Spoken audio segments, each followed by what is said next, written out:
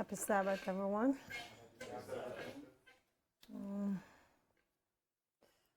Okay. This afternoon, and last week I wasn't here, and I went to Rochester last week to do a medical missionary training. I did a herb section for the conference. I just want to ask you guys to pray for our sisters and brothers that are out there, because when you go out and do these training, you recognize how far off some of our brothers and sisters are when it comes to medical missionary. Their knowledge of it is like, in some cases like foreign language. People are just learning very basic things that you guys probably already know. So just doing these things help me to recognize that we here should be really, really grateful for what is offered here. Yes. So we just need to keep praying for each other, as Pastor Coco had said in his presentation that we have been talking about all day, just praying. Now, today we're going to continue with we start with the 12 causes of disease, and we looked at acidosis, and we looked at nutritional deficiency, we look at the 8 laws of health, and we are now looking at the channels of elimination. We did the first one the last time I present, which was the cell membrane, and today we're looking at human respiration. And the respiratory system is one of the channels of elimination. And before we go right into this, we're just going to pray and ask the Lord to be present with us as we go through this. So we're going to kneel and pray once more.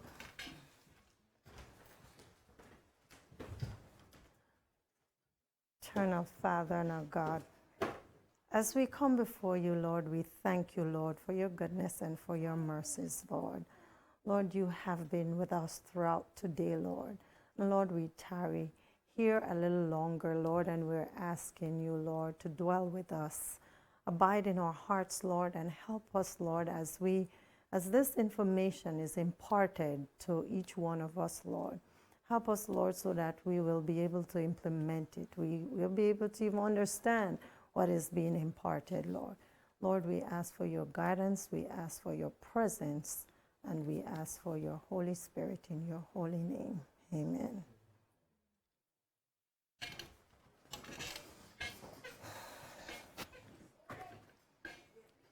Now, I have been working on the human respiration, and it's not something new. We know what it is, and I've been working on this presentation, and I've been digging, trying to find something that you don't know to tie up this as a channel of elimination, so that we could link it with everything that is happening within our bodies. And it is very obvious, and that's what I'm saying. So I did quite a bit of digging, and I will present what I find, and I hope that this will enlighten you to the extent that it will. So in Genesis 2, verse 7, it says, "Then the Lord God formed the man, the dust from the ground, and breathed into his nostril the breath of life, and the man became a living creature." And this is God's masterpiece. This is the climax of creation. This is when God actually made man. And this is where respiration starts for life on earth. And if you really think about it, it probably isn't where it actually starts, because we had plant before. We had animal before man. So animal was respiring, but there wasn't too much information as to how the animals were made. We know about how they were named, right? Right, so the respiration process started when animals were made and the plants were also made. So both of them were living in sync with each other's from then. Okay? Okay,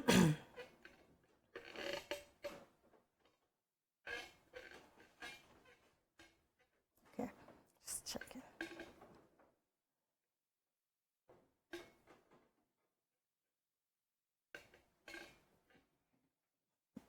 I might not get it to go up in. As I'm trying to, wasn't responding to my. The mouse was actually over there. Okay. Thank you.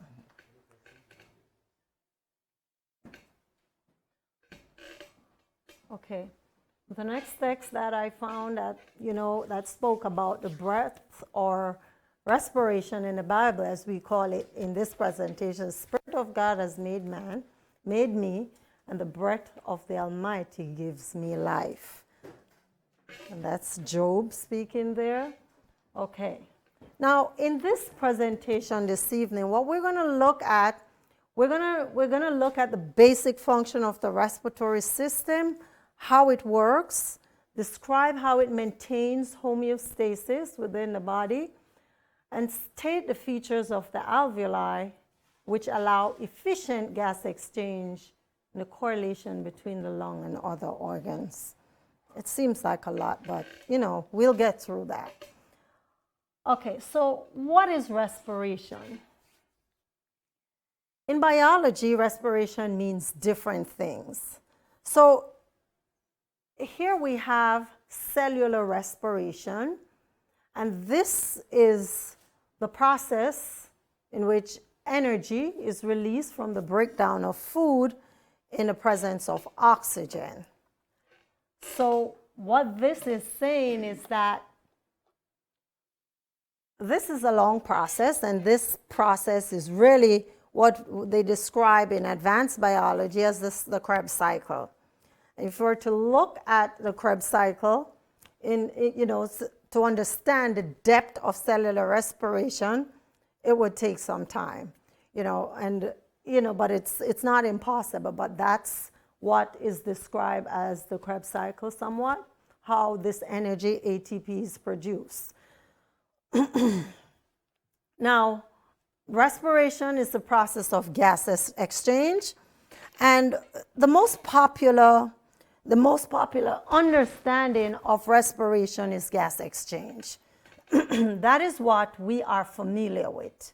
Gas exchange, we know we must respire. We take in oxygen and we exhale carbon dioxide. And that is what we are familiar with for the sustenance of life. But respiration, as is described for the production of energy, without energy, what could we do? Can we do anything without energy? Okay, so we cannot do anything without energy, and respiration is the process that helps us to provide energy for all the activities that occur within our bodies. So every single thing that you do needs energy, and energy comes from the process of respiration. Okay, so those are two broad headings under which respiration is looked at. Now, besides exchange of gas and, so these are more specific to the respiratory system. So these are specific functions. It provides oxygen to the bloodstream and remove carbon dioxide. So, and that is kind of obvious.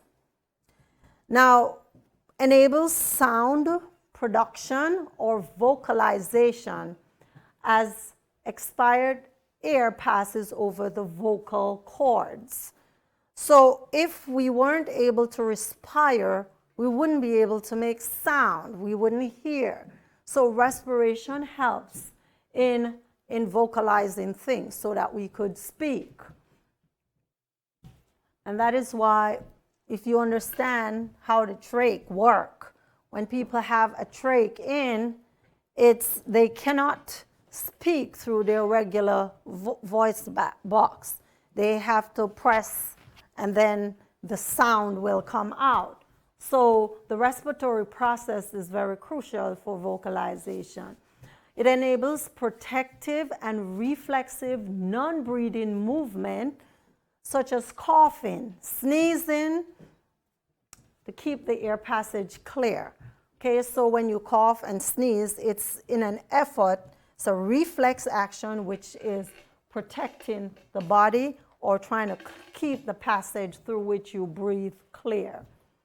The next function, which is control of acid-base balance, and if you guys could recall from when we did acidosis, we look at how the respiratory system helps to control the acid-base balance of our body and thus control the pH of our blood. And we mentioned here it also provides energy. Okay, so these are some of the more direct or functions that we're not very familiar with or we don't talk about in our everyday life. It enables vocalization, the respiratory process, it's enable protective and reflexive movement and control acid-base balance and also control the pH of the blood. So these are functions of the respiratory system. Now, the structure, this is a general diagram of the different parts of the respiratory system. It's kind of very detailed in this diagram. And I have a diagram, I'll give that to you and you could figure the parts out and label it for yourself. This will help you to become familiar with the different parts of the respiratory system. Now, the respiratory process starts in the nasal cavity, and we are familiar with that, and also the mouth. God made us with the intention for us to breathe through our nose or nostril. A lot of us breathe through our mouth, and we don't understand, how to really breathe. You know, if you're running and we have not practiced true breathing in most of our activities that we do. Because if we practice true breathing, when we inhale, it would not be inhaling via the mouth and everywhere. It's just through our nostril.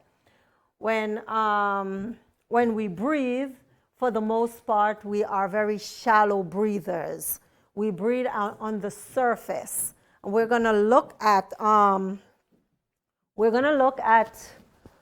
how our lung capacity is very shallow because of how we practice to breathe. When a baby is born, the baby actually take a deep breath, and that's true breathing. When you slap that baby and they just start breathing, that is a deep breath that the baby takes. Now, after that single deep breath, that's the last time we actually take a real breath. The rest of it is on the surface. So it starts in the nostril, and the respiratory process goes down via the pharynx, and it passes, and the goal is to get to the trachea, which we call the windpipe. The larynx is where the voice box is, so it's the same tube. And then we have the bronchioles, and then we have the bronchioles, and we also have the smaller tubings that are the bronchioles that are attached to the bronchus. So it's segments that we have our alveoli attached. And these are the main parts: the nasal cavity, the pharynx, the larynx, the trachea, the bronchi, the bronchioles, and the alveoli. And the alveoli is where it happens, where the respiratory process really take place. The rest of it is just you have the nasal cavity where the air is filtered before it goes via the throat, the larynx where we have the voice box, and the trachea, the windpipe, which is open, and then it goes to the bronchia, and then the bronchioles, and attached to the bronchioles we'll have the alveoli. Now, when the breathing process occurs, now we are looking at inhalation. Now, based on this diagram, what is really happening, if you could look at the different parts, and the primary parts that are involved in breathing is the diaphragm. We have the diaphragm, we have the lung expand or contract, we have the trachea. Now, what is happening, if we were to look at these diagrams, what is happening in the process of inhalation? What is happening in that diagram? Who wants to look at the diagram, see if they could tell us what they see in this diagram?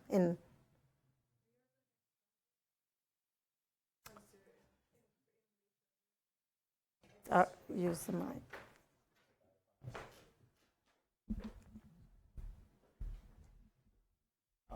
In inhalation, the diaphragm looks more straight from what I'm seeing. The green line. Mm-hmm. That's what I'm seeing. Okay, so the diaphragm looks straight, and what else is happening? What is happening to the lungs? The lung expand. Okay. As you inhale versus when you exhale, it decreases. Okay, so that's two action that takes place during inhalation. And if we were to compare those action in exhalation, what's the difference? We're comparing inhalation with exhalation. It's the reverse. But what is the reverse?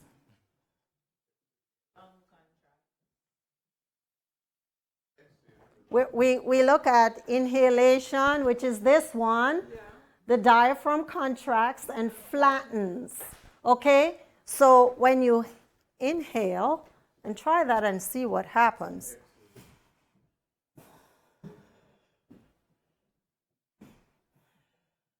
Okay, so what is happening? What do you find happens when you inhale? So the diaphragm contracts and flattens, so it flattens out. Why do you think it flattens out? To do what? To make room for the lung. So the lung can expand, so it makes room for the lung. And when we do exhalation now, the air, what happened to the diaphragm here? It curves, and that means that it relaxes. Okay, so this is the normal position of the diaphragm, normal position of the diaphragm with the lungs, never ever really empty, but has in its residual air within it. Okay, so we have the intercostal muscles, which is in between here, they also relax. So we have a process of relaxation that is taking place when you exhale. And everything contracts when you do what? Inhale. Okay, so your normal position of exhalation seems like it's what it should be when you inhale. Because inhaling it seems like it takes a lot of effort, right? So that is the reason why things contracts. So when you're exercising, this is what is happening constantly when your heart starts beating much faster. So you're inhaling and exhaling constantly, and this is happening. Contraction, contraction, relaxation, relaxation, and that is what is happening. Now, from here, this is where we move to. So organs that allow gas exchange, and these are the primary organs, we talk about them. And we said the alveoli. And I want to really focus on the alveoli. So this is what it looks like. On one branch, it looks like a bunch of grape. So this bunch of grape has within it, we have capillary network. So we have the pulmonary, the alveoli, and the veins. Okay, now for the pulmonary, when we look at the lung, when we talk about pulmonary arteries, or arteries in general, we know that arteries in general carries blood with what? With oxygen. Now, what's the difference with the pulmonary artery? Does it carry oxygenated blood or deoxygenated blood? It's the only artery that carries the deoxygenated blood within the body. It's the pulmonary artery.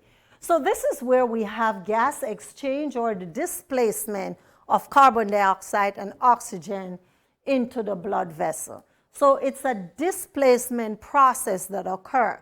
So we are taking in oxygen, carbon dioxide is exchanged, and the process consistently happens. So this is our alveoli. Now this is the area when you're asthmatic, if you have an asthma attack, we have these alveoli start collapsing, and it causes you to be gasping for air. Okay, now when you have any lung disease, this is the area that is really affected. This is where it really happens for breathing. Okay, so this is where, so we call this the functional unit within the respiratory system. So this part, which is called the alveoli, is the functional unit. It's where we have exchange of gases occurring, and any respiratory disorder occurs here. So whatever is being used, as long as it gets within the bloodstream, it will help to relax these veins and arteries so that you could have free exchange. Now, the features of alveoli for efficient gas exchange. Now, the alveoli has an extremely large surface area. The large surface is to absorb the oxygen. The surface must be moist to allow oxygen to dissolve. Okay? Thin lining to allow easy diffusion across the cell membrane. The last time we talked about diffusion, what structure or channel of elimination were we talking about when we talk about diffusion? The cell membrane. Very good. So the cell membrane is what allows the diffusion of the gases across the membrane in the alveoli. So the cell membrane is very critical. And it doesn't stop here. As I said, the cell membrane exists every single where within our body. So it allows gas exchange, which is the process of diffusion. And what did we say diffusion was? Remember, it's movement. It's movement of what?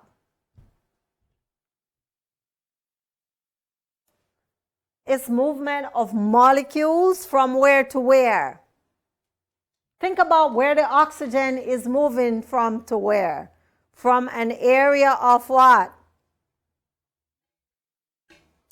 From high concentration to an area of? Right, to low concentration. So the exchange process by diffusion occurring here is oxygen is coming in, so the concentration is high, and carbon dioxide is coming. So it's a displacement. So oxygen rushing pushes carbon dioxide out, and it goes to the next side, and we exhale carbon dioxide and water. And it is water because it is a moist area via which the exchange is taking place. It cools, becomes water at the end of the day. And a dense network of blood capillaries for gas exchange. So it's a whole lot of capillaries within the lung, within the respiratory system. So we talk about its surface area to transport gas, the lining of the thick of the cell, thick so gas can pass through cell, so that gas can pass through quickly. Now, this is kind of what it looks like. We have the air coming in, And this is how, if the blood is red, what does that mean? It has oxygen, and blue means it's right. So it comes in and it diffuses across the cell, the membrane here, into the cell, and this is what is traveled around the body. When it comes back looking like that, and it leaves the body. So that is the exchange taking place, and this is another diagram, what it looks like. And you know, if we were to actually open up the alveoli that we have within our system, it is as large as a tennis court. It could fill the entire tennis court. Yes. So these are non-respiratory air movement that occur. I just thought this might be interesting. So we have coughing and sneezing. We mentioned those earlier. Sighing is another respiratory, you know, non-respiratory air movement. So it is all respiratory, and I don't know why it's called non-respiratory, but I guess it's not. You can't separate it from the activity. Well, we could separate coughing and sneezing, but if you're sighing, it's the deep, prolonged inspiration followed rapid, forceful expiration. So it's still taking in air and exhaling air. Yawning is also another deep inspiration that takes place within our body. So we yawn, and we do that, as it says here, because it's a reflexive action that occurs because we're drowsy or because of boredom. Now, laughing and crying is kind of very similar, but it's just different muscles that are being used. And hiccups is also another spasmodic contraction of the diaphragm. So these are all, and they are classified as non-respiratory air movement. And these are some terminologies that are used. We have pulmonary ventilation. We have external respiration, transport of respiratory gases, and internal respiration. It might seem like complex terms, but these are the terminologies that are used when we study the respiratory system. And pulmonary ventilation is movement of air into the lung, which is called inspiration, and movement of air out of the lung, which is called expiration. And we have external respiration, which is movement of oxygen from the lung to the blood. Because when we see inspiration, we just think that it goes into the blood instantly. It kind of happens like that, but not in, it goes into the lung, and then the temperature has to be it has to warm up before it can get into before it becomes a part of the blood. That a movement of carbon dioxide from the blood to the lung. So that is external respiration, and then transport of respiratory gases is when it gets from the lung to the tissues. Okay? So the blood is considered a tissue, so that is what carries it around the body, and it is moved from the blood itself into the different vessels, and it goes into all parts of your body for you to obtain the necessary nutrients, oxygen, hormones, and the removal of carbon dioxide, which this process sustains life. And then we have internal respiration, movement of oxygen from the blood to the tissue cell, and movement of carbon dioxide from the tissue to the blood cell. And this is where, this is like the various steps through via which it happens. And these are some formulas that we use in calculating our lung capacities, the vital capacity, inspiration capacity, and functional residual capacity, and total lung capacity. Maybe the next time I come, we will calculate our lung capacity. I just couldn't find any balloons to actually, for you to test how much air is in your lung. you know, that's something that I wanted to do, but it just didn't work out for today. Okay.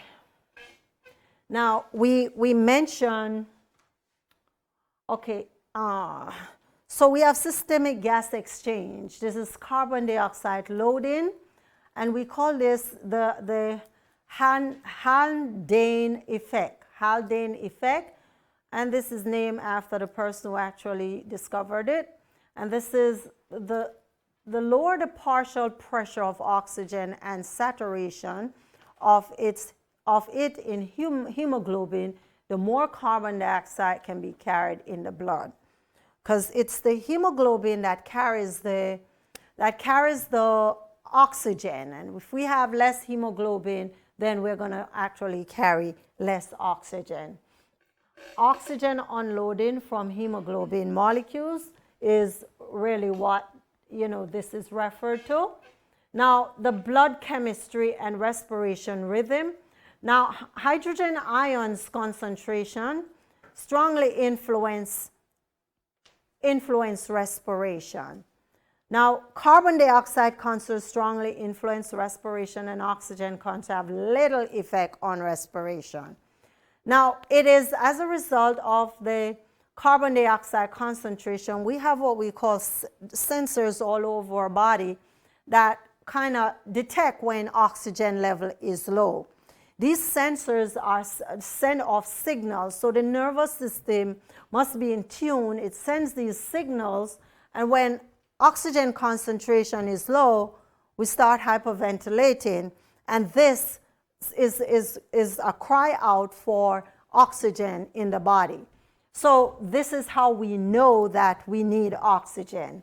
So our bodies are beautifully and wonderfully made so that there is a reaction to show that this is necessary. We need oxygen.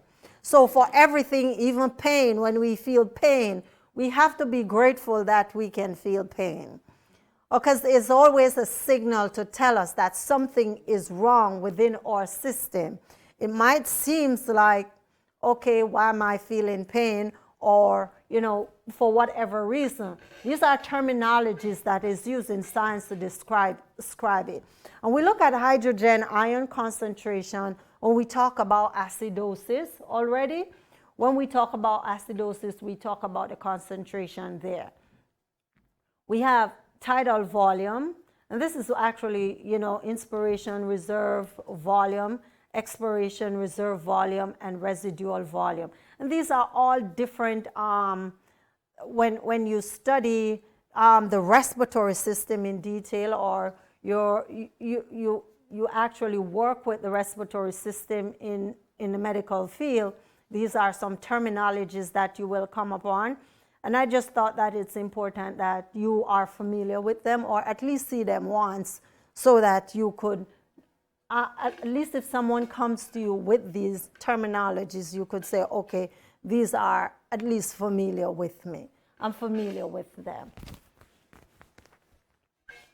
So hydrogen ions concentration strongly influence respiration, and this is increasing carbon dioxide is linked with pH decrease.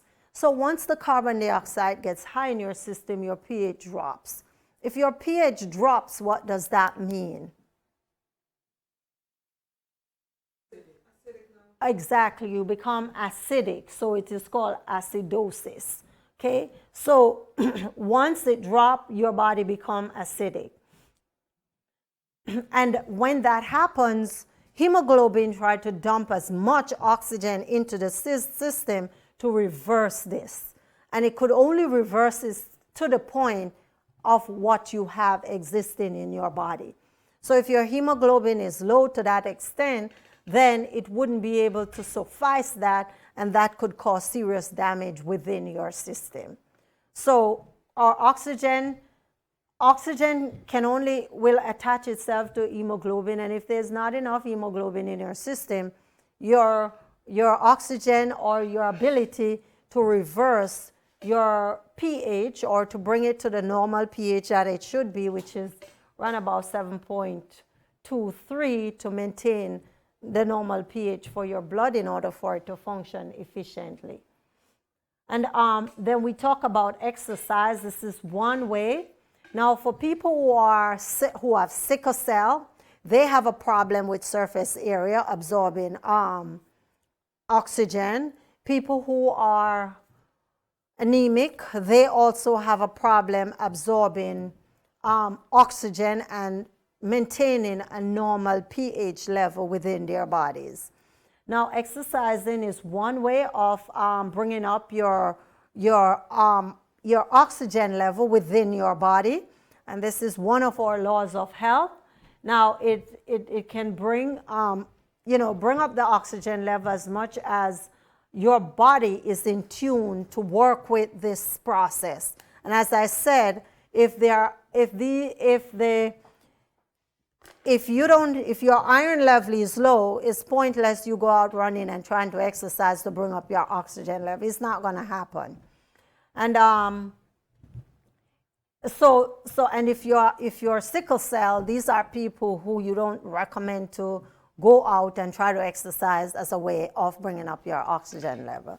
Some people also recommend oxygen therapy, which is also something that can be done, to help, but we need surface area, and if our blood vessels doesn't have the surface area, shaped like a moon, then it would be difficult for you to the oxygen molecules to attach themselves. Yes. So you don't recommend exercise for someone dealing with sickle cell? No. What I'm saying, if your iron level is low, and people who have sickle cell, they could pass out easily because you could inhale and exhale and do all of that. But if your blood cell doesn't have the surface area, because by right our blood cell should be flat to absorb oxygen and absorb whatever. If the blood cell looks like this, like a sickle, it is very difficult, and it can be risky because people who have sickle cell, it just depends on their levels and how well it is, not that they can't exercise, but a lot of them have issues, and especially if they're exercising indoors, so a lot of them might run into trouble, but some people have it under control. But if you're anemic, and I send you to exercise, you don't have enough hemoglobin in your system, what is the oxygen going to attach to? You're just going to pass out, right? So if you really think about it. Okay, and the control center for our respiratory system is in our brain. Respiratory control centers found in the pons and medulla oblongata, which control breathing. Now, adjust the rate and depth of breathing according to the oxygen and carbon dioxide level. So this is the sensor. This is the master sensor, but there are sensors throughout, like our breathing, I think it's C2, 3, and 4 in your cervical. This is where the sensors are. So that is why it is impossible for you to stay like this and take a deep breath. So the people who are around the computer all day, and they're just around the computer, this is what happens to them. In order to take a deep breath, try doing it. Just try taking a deep breath by doing this.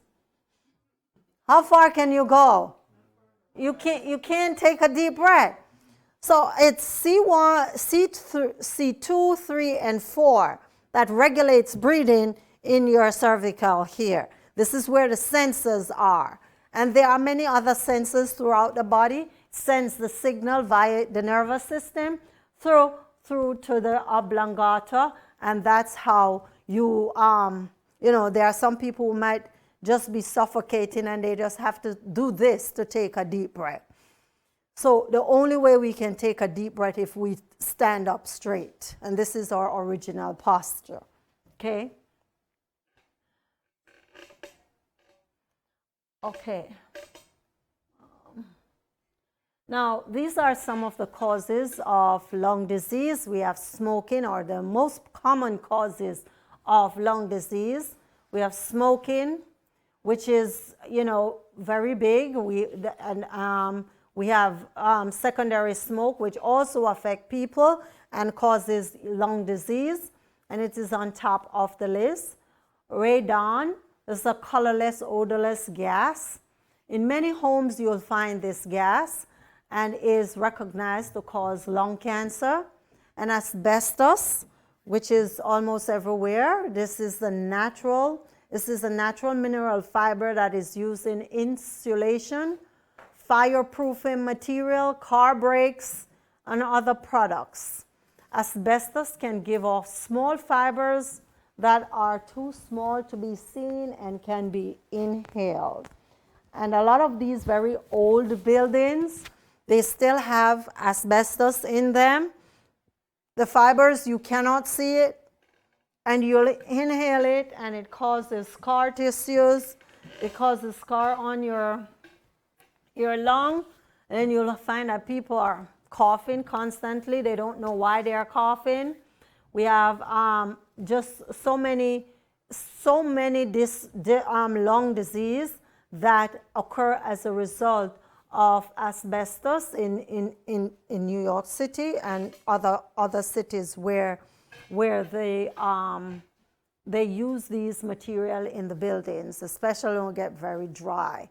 And we have dry air all year round inside. Inside is always dry. When it's the air condition, it's dry, and when it is the heat is dry. So we constantly have dry air in the house. Okay? So, and this is why they come out with these air purifiers, because it's known that this exists and it does affect people. And air pollution is also another major cause of lung disease. The exhaust from cars may contribute to COPD, and this occurs in a lot of people. The obstruction that affects the respiratory system. Now, some diseases that affect the lung are especially like those caused by bacteria, viruses, and fungi. So these are also in addition to air pollution, and these are some of the highlighted disease disorders. We have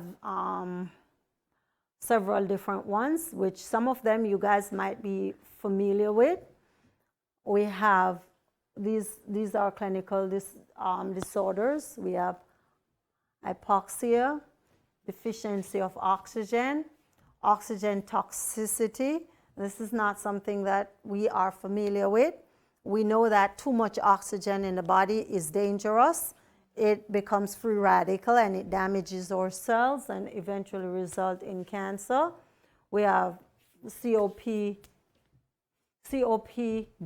again, long-term obstruction of airflow and a substantial reduction in pulmonary ventilation. So when this happens, we can have our breathing cut off, and it leads to different things. So we have chronic bronchitis, emphysema, asthma, lung cancer, acute rhinitis, laryngitis, pneumonia, sleep apnea, tuberculosis. And these are very, very common disease of the respiratory system. It is very big because we live in a city where pollution is very high. The air we breathe is just very toxic. And as much as on a day like today when the air is clean, we should go outside and try to get as much fresh air. Because once the rain falls and once we have a thunderstorm is something that cleans the air and add a lot of oxygen to the air. When the lightning strikes, it adds more oxygen. And that is how people in New York City live based on these thunderstorms. It helps us. And we have thunder and lightning, even though we don't see them, they're occurring. We might not hear the thunder rolling, but the lightning is always going off. And also the ocean. Around the ocean, we get a lot of oxygen from the ocean. And these are the respiratory disorders. Now, when we talk about the respiratory disorders and how it affects other organs, it's very obvious that if the respiratory system doesn't work, then it means that the other body systems won't work. The heart and the blood, which is a medium through which everything travels in the body, needs oxygen, and if there is no lung, there is no oxygen, and the flow stops. But that is kind of very obvious. I was trying to make a connection between the other organs of the body in terms of if the respiratory system malfunctions, how does it affect the other system? And in my findings, I find that the respiratory system directly affects the kidneys in terms of if it malfunctions or something happened to the respiratory system, it will more directly affect the kidneys. Can you guys explain or think of a reason why, based on something that we have done in the past, why this would be so? How can we make that connection? It affects the heart. Okay.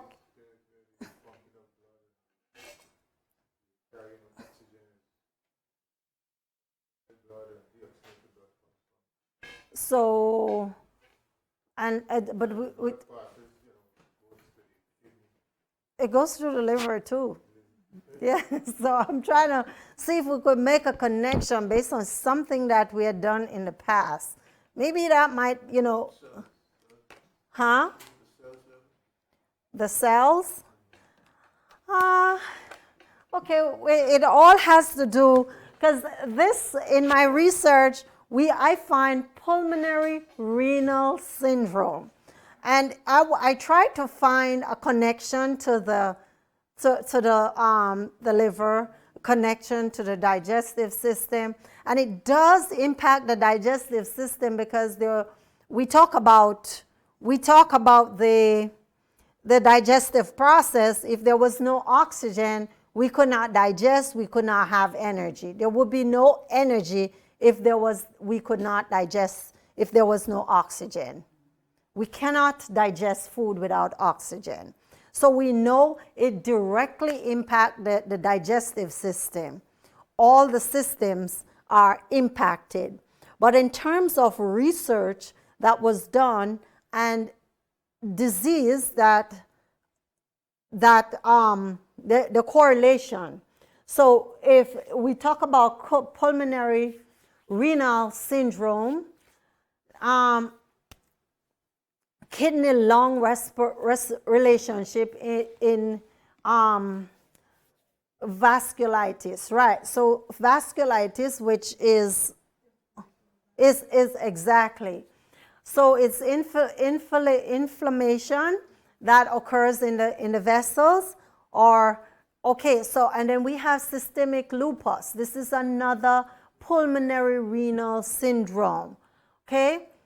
And it affects, this is an autoimmune disorder, and it starts in the lung, and then the lung and the kidney connect somewhere, and this is this disorder. It's only the systemic lupus that occur in connection to the kidneys. And scardosis and Amy, help me with this one. Amyloidosis, yes. And this is protein connection. So the collection, and this protein can be deposited anywhere.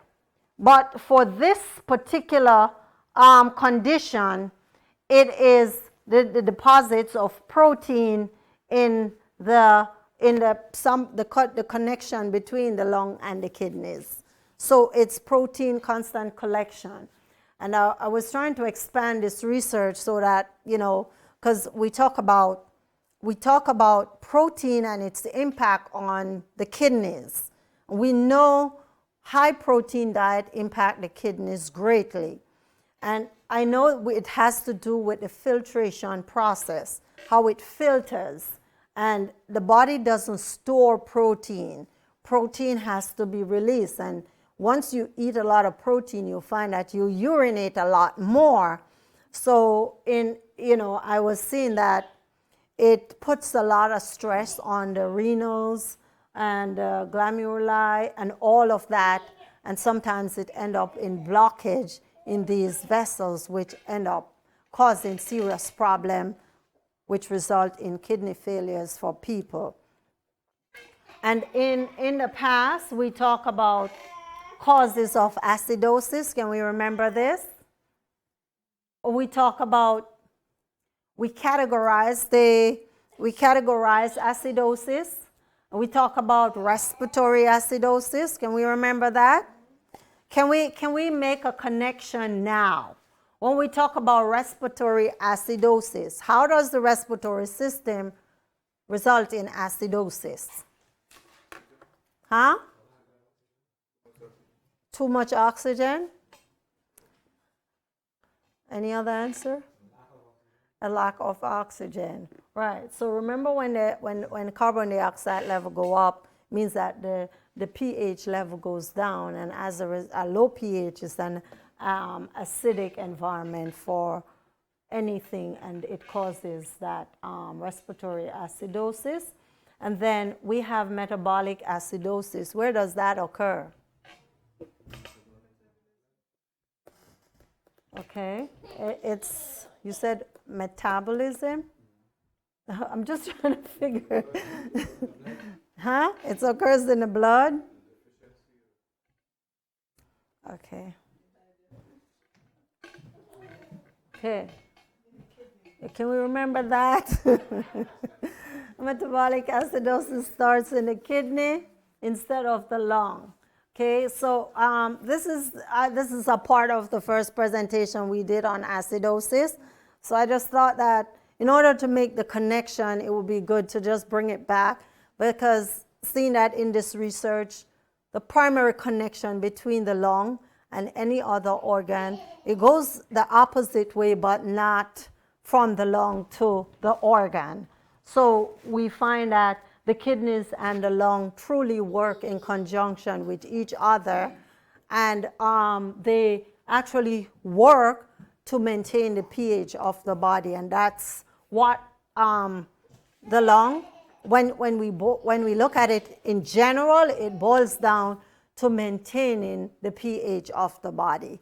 So the kidneys and the lung work together in order to maintain regulated pH for our system. I wanted to do a little experiment for us to see that, it's a fun activity that I thought,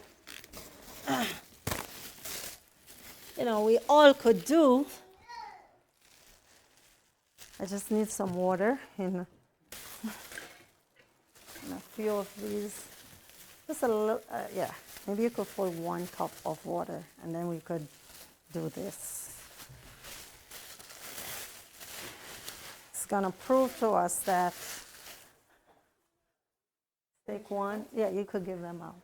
Yeah, so this will prove to us that 1 full, and then, yes, so this is a universal indicator.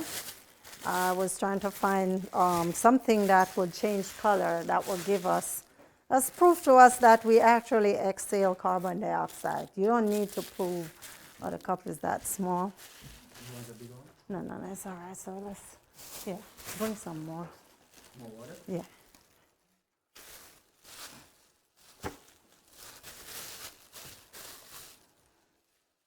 Oops. How many of us is there?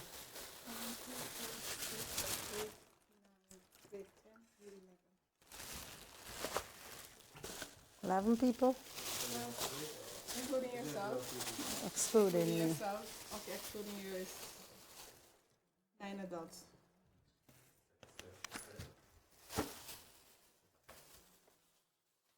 Okay. We're not going to drink this.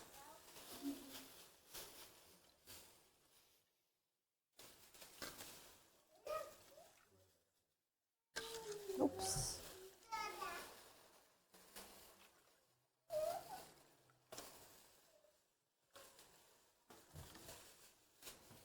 So we could pass these out. I think we'll probably need. Sure. Thank you. You could pass them out. It's only 6. We need. It's 9 adults. 2, 4, 6, 8, 9 adults. We could divide us into. Okay. Yeah, that's fine. You could just give them out. We'll see the different results. But this, we're going to use the straw to blow in this. We'll see what happens. Huh? It's not for drinking. Your discretion is advised. Thank you. So, Thanks for the disclaimer. okay. I think we should. This would be good.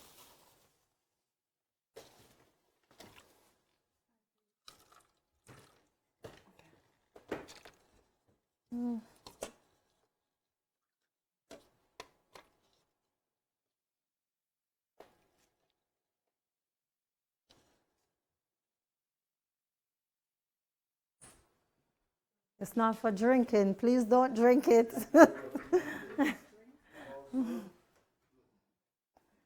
So you're going to gently blow in it with the straw. Don't spill anything.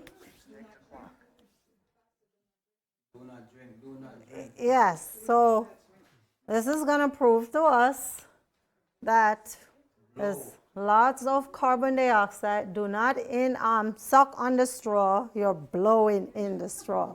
Gently blow on it to see what happens.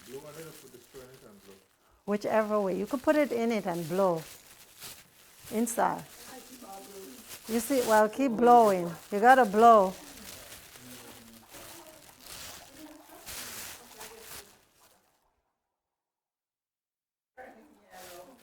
That's what's happening.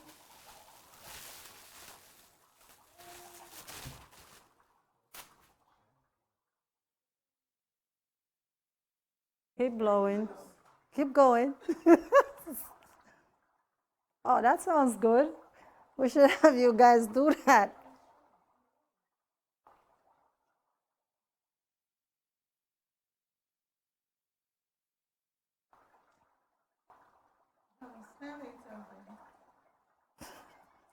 That's the carbon dioxide. It's getting toxic. I'm joking. Is this testing our pH as we blow it? That too.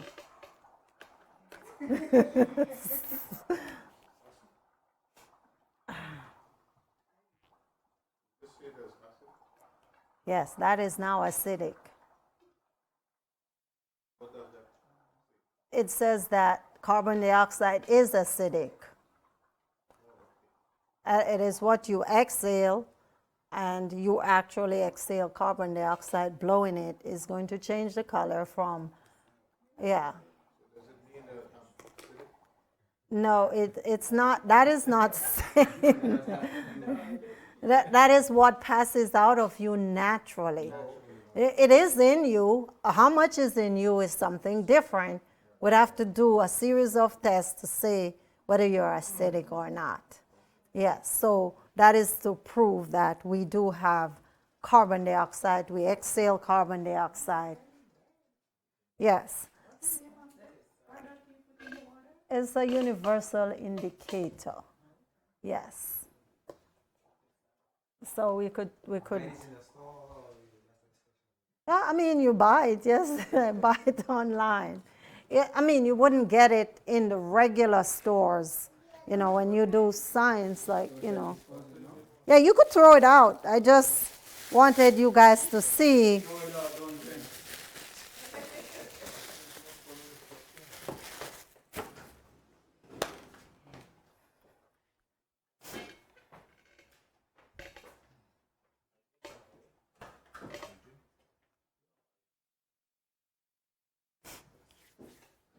Now, there are various herbs, and this you could research. You could go online, and you know, we did what you call it, a portion for respiratory system here with the Pastor Cuckoo, and there are various herbs that you could always researching the herbs and understanding how to combine these herbs to make a formula for the respiratory system is the next step that will help to support it, you know, because there are many different disorders that affect our respiratory system. I didn't staple all of them. Those are staples, but yeah. OSHA root. Yeah. OSHA root in construction. OSHA. Right. So these are different herbs that are very good. You have, you know, the respiratory system. We have the lung by itself. We have, you know, things like licorice, which is not there. There are different herbs that will be very good. They are like, you know, yes, you mullein. It's not there, but there are several of them that help support the respiratory system, and you could name wild cherry. There's quite a few of them, yeah, that will help with the respiratory system. When I'm finished, I'll do it. No, they're not staple. All of them wasn't. Yes, lobela, right. So there are different herbs that work to help to support the respiratory system. We have a respiratory disorder. We first have to understand what this disorder is all about and then how to approach working on it. Okay, so that's the first thing you have to understand. We know how the respiratory system works, and using formulas, we can use external and internal, but we must understand what we're dealing with. On this handout, we have some of the more serious disorder that affect the respiratory system. We could look at it. There's a little chart there that you'll fill out, reading that information. And we look at it, and most of the disorders that's there is as a result of mucus. So it's an accumulation of mucus which deposit, which may result in the collapse of the respiratory system. And even when it is, and a lot of those come from the microbes that we inhale and exhale, and some of it is as a result of damages that occur to the respiratory system. And once it's damaged, you're going to naturally have phlegms and mucus that is created as a result of that. So these are some of the herbs that we can use to help to support our respiratory system, and there are many others. So for the respiratory system as a channel of elimination, it's very, very important that we support this system so that we can constantly eliminate. When breathing is obstructed, it affects the entire normal functioning of the body. Because if the body is acidic, you cannot breathe properly, then your pH level will continue to decrease, and this decrease in pH level is not going to be of any benefit to us in our system overall. Now, we could recap a little bit. Now, what are some of the primary functions of the respiratory system? Or what are some functions that we pointed out? How does it work? Functions. 1, 2 function of the respiratory system. So we talk about what? inspiration and expiration. And what do we call that together? What's the name that we give to that? Breathing. And what's another major function? One other function of the respiratory system. So that's breathing. Provides oxygen to the bloodstream. Okay. So we talk about breathing. Yes. And we talk about another major function when we start. Can we remember? Get circulation. We look at two major functions of the respiratory system.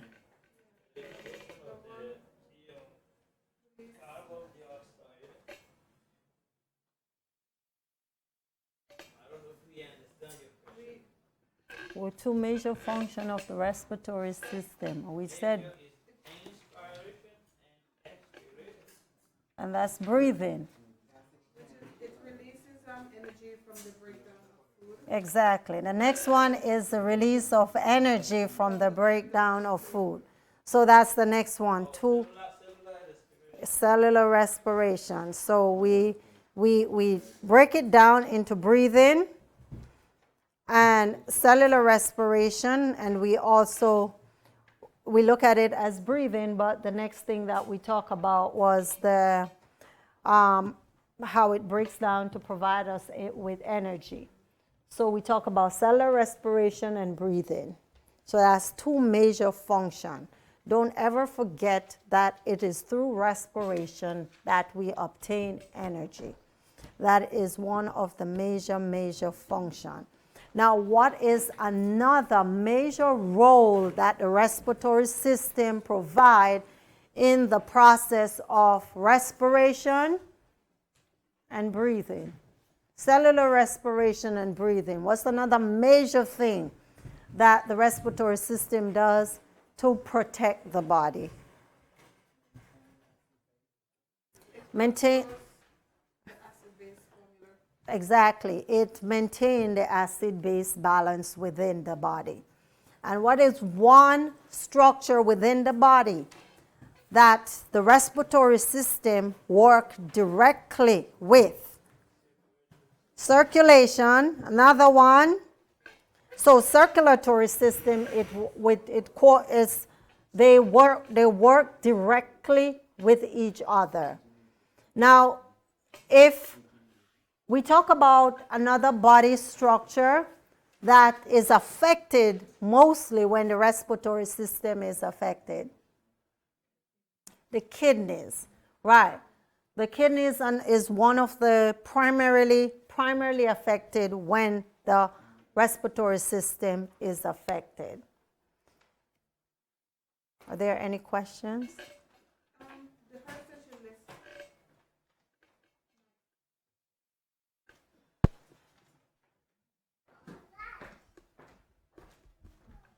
The herbs you listed for the lungs. The plantain. Can you use this like the dry plantain to make like a tea and drink it maybe like a cup a day?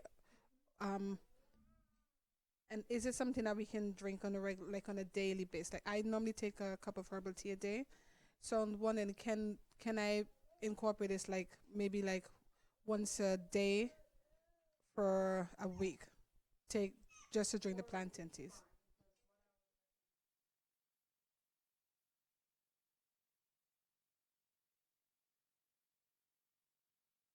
Okay.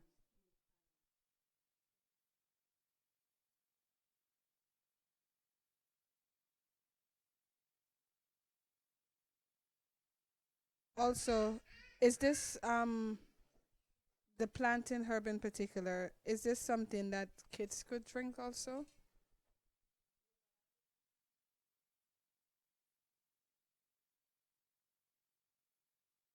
You would not do it for 7 days? 3 days. Okay. All right.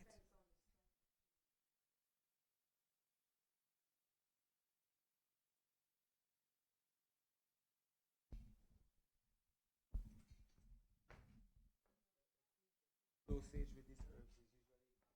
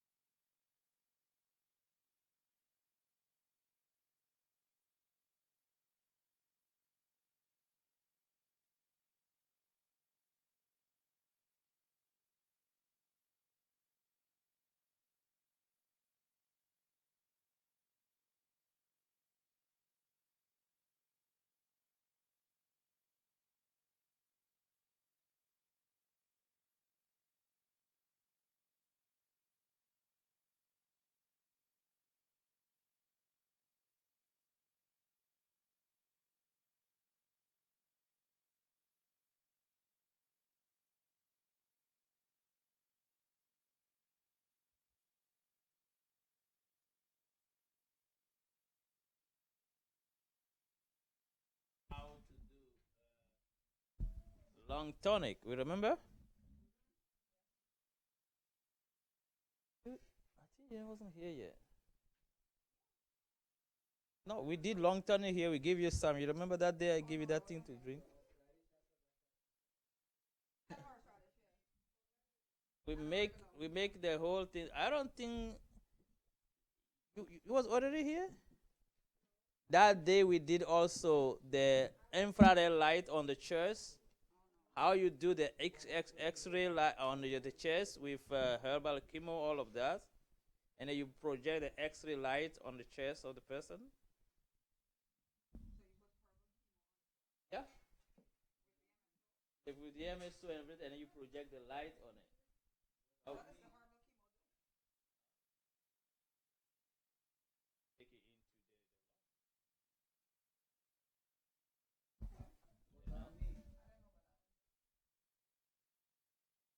and then you drink the long tonic. Who remember what the long tonic is made of?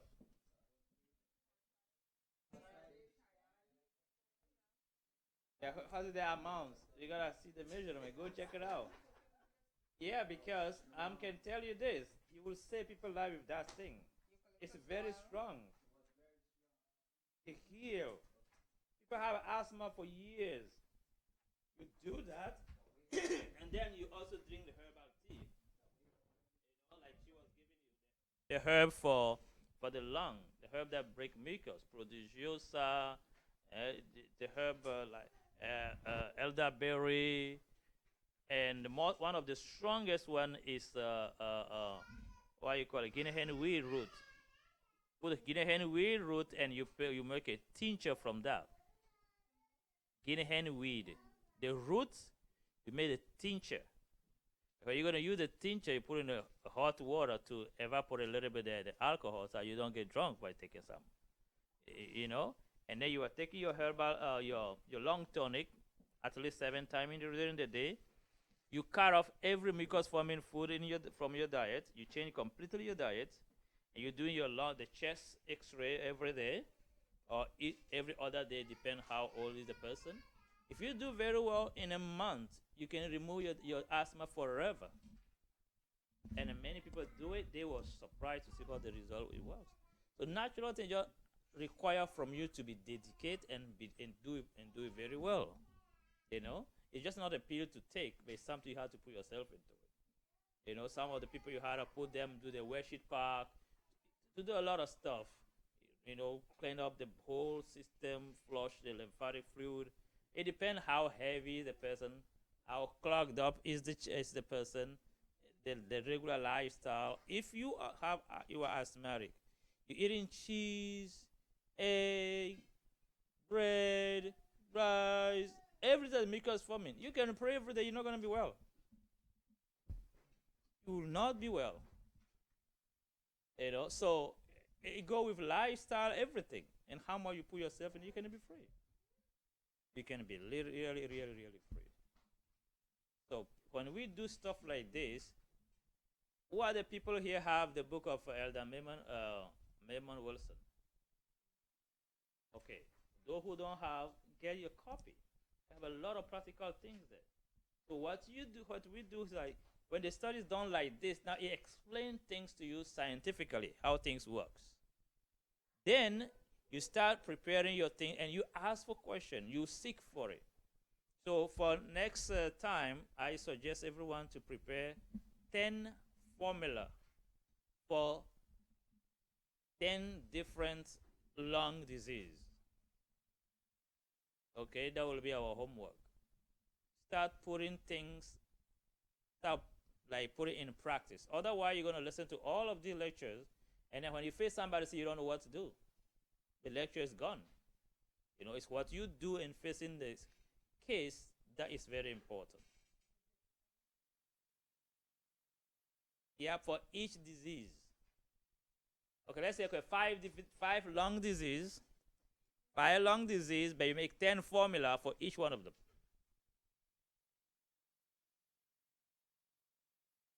Yep.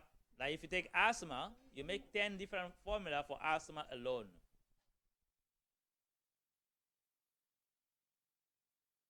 If you take bronchitis, bronchitis, right? Then you gotta make 10 formula for that.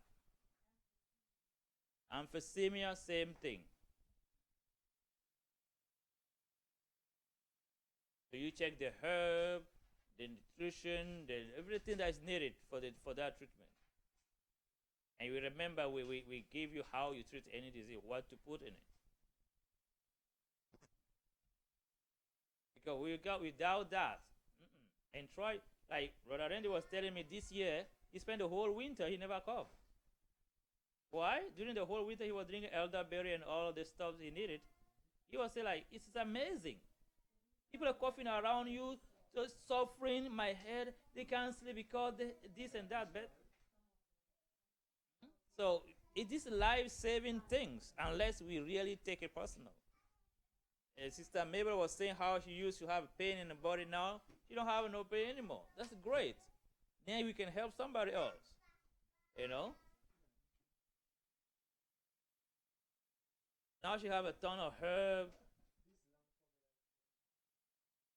Oh no, that one I make it like that. I make it a little bit strong, much more for lung cancer people.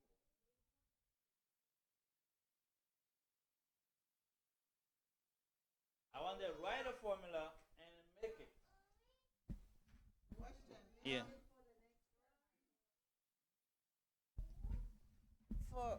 For tincture, can we use no, other than vodka, can we use the vegetable glycerin for tincture? I don't recommend that. You don't?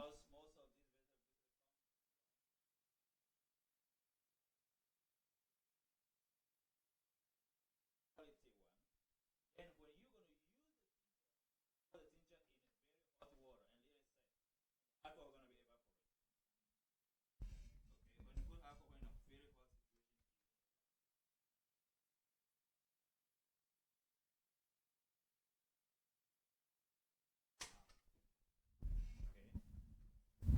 'Cause I read from this guy where he said that the vegetable glycerin is best. People have a lot of information out there for many reasons. Vegetable glycerin is not bad, but you will not do better extraction better than pure good alcohol. Okay, just make sure your alcohol is not made from anything that's GMO. Hmm?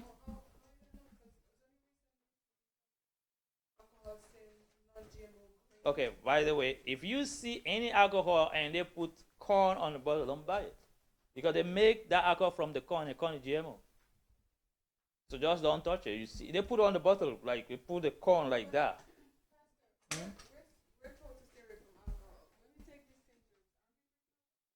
No, you're not drinking alcohol because I never said to drink that. I said put it in hot water. Oh my goodness. You make it a medicine, but because you're going to use it, you put it in the hot water to evaporate the alcohol.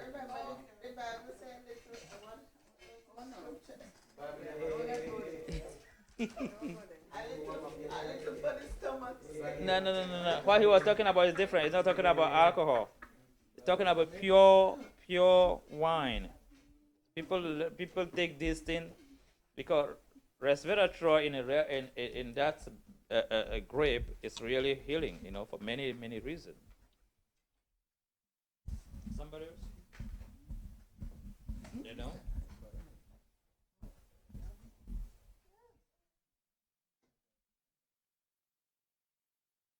If you do the tincture, I'm going to give you some of the formula. The tincture of a good sativa, no, not sativa, indica hemp. You make a tincture from that for asthmatic people. You will save his life just like that. It works perfectly. Guinea hen weed, use it. Prodigiosa. Huh?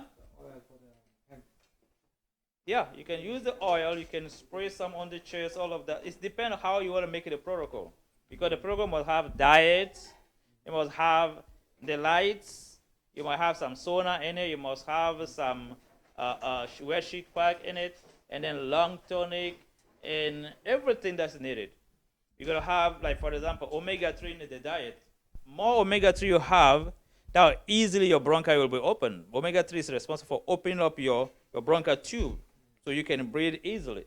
So you put all of that, and primrose oil is one of the best concentrate to open up. Somebody is having asthmatic attack. Give him primrose oil, 1 tablespoon to drink right now. You're gonna see what happens.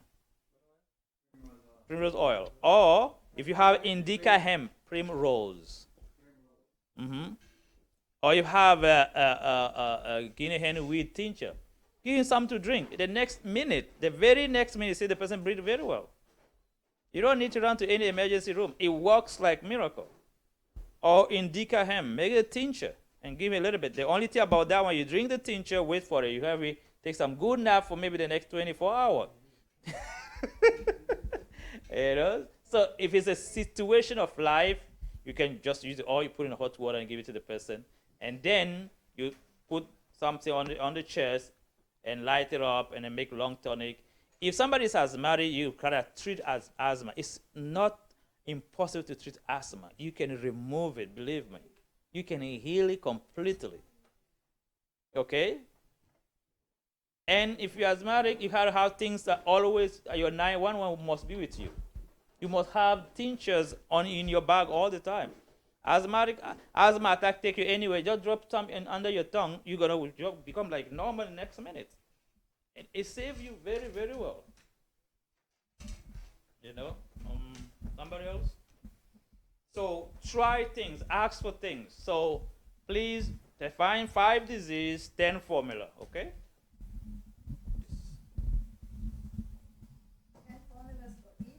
10 formula for each. So if you do asthma, I want you to put 10 formula for asthma. You can ask Dr. Brown, you can ask me, ask anyone, and do your research. You have to do that. Because that's the only way for you to learn natural stuff. Otherwise, you're gonna have a lot of knowledge, but you can't help anybody. You can explain very well, but you can't help people. I have a question. Go ahead. Can the chewing of tobacco affect your respiratory system? The who? Chewing of tobacco. Chewing. Chewing tobacco.